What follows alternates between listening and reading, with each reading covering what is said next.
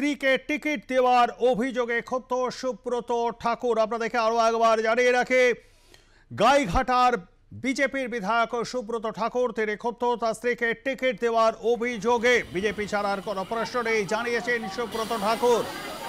মতুয়া মার সঙ্গে টাকা নিয়ে লড়াইয়ের অভিযোগ তৃণমূল কংগ্রেসের সাংসদ মমতা বালা ঠাকুরের।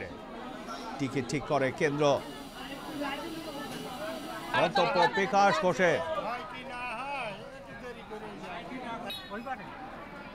অবশ্য এই বিষয় নিয়ে মুখ খুলতে চাননি সাংসদ তথা কেন্দ্রীয় মন্ত্রী শান্তনু ঠাকুর। আপনাদেরকে আরো একবার জানিয়ে রাখি, স্ত্রীকে টিকিট দেওয়ার অভিযোগে ক্ষুব্ধ সুব্রত ঠাকুর।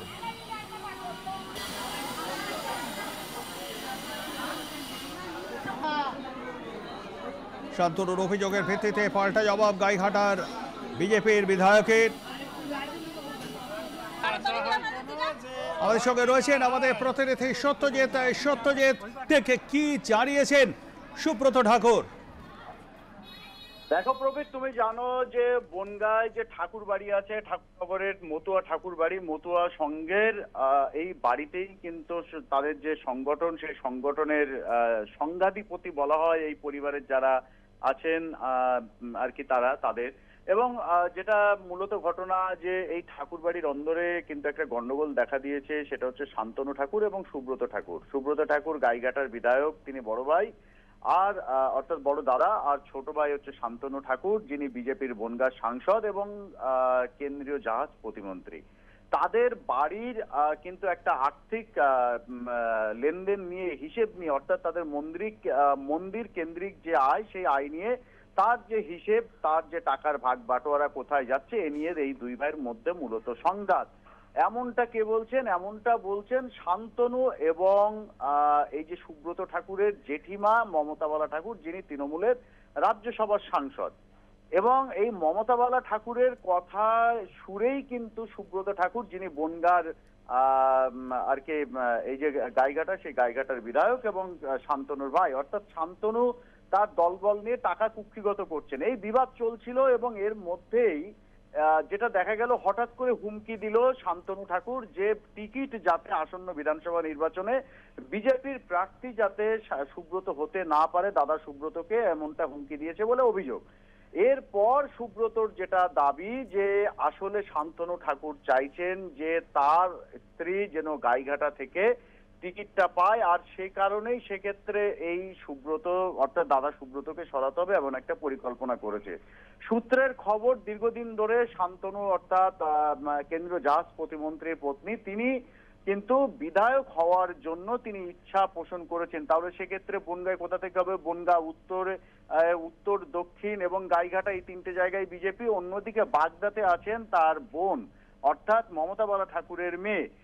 তো সেক্ষেত্রে পরিবারের এই ঠাকুর বাড়ির সমস্ত সদস্যই জনপ্রতিনিধি হবেন, এরকম একটা পরিকল্পনা। এবং সেক্ষেত্রে বনগাঁ উত্তর, দক্ষিণ অর্থাৎ অশোক এবং স্বপন মজুমদার এবং অশোক কীর্তনিয়া, তাদের দুজনের একজনকে তাহলে সরাতে হবে।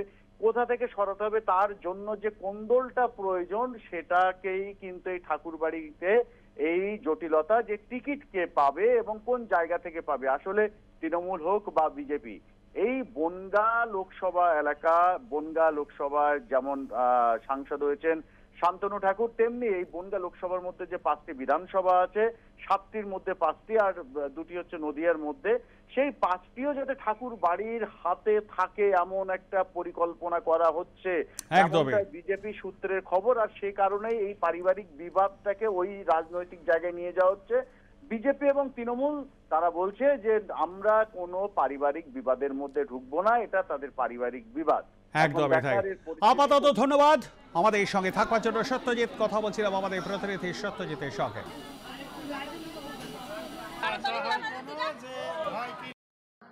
যেভাবে অল ইন্ডিয়া মতুয়া সংঘ চলছে, আমি তার বিরুদ্ধে। কোথায় পয়সা আছে, কার কাছে পয়সা যাচ্ছে, কারা চালাচ্ছে, কোথায় খরচা, কোনো ঠিক নেই। শান্তনু আর তার সাথে যারা আছে তারা এটা দেখাবে না। দীর্ঘদিন ধরে আমি বলেছিলাম অ্যাকাউন্ট কোথায় কি আছে। আজকে ওখানটাতে সেটা বলতে গেছিলাম, সেখানটাতে থ্রেড দিয়ে আমাকে বলছে যে তোর খেয়ে নেবো, টিকিট খেয়ে নেবো 2026-এ। মাকে গালাগালি করছে, তুই তোকারি করছে। এই টিকিট পাওয়াটা এটা হচ্ছে দলের ব্যাপার। দল কাকে টিকিট দেবে না দেবে সেটা দল সিদ্ধান্ত করে। আর এইটা কোনো আঞ্চলিক দল না যে আঞ্চলিক টিএমসি দল এইগুলো আগের থেকে অ্যাডভান্স বলতে পারে কে টিকিট পাবে।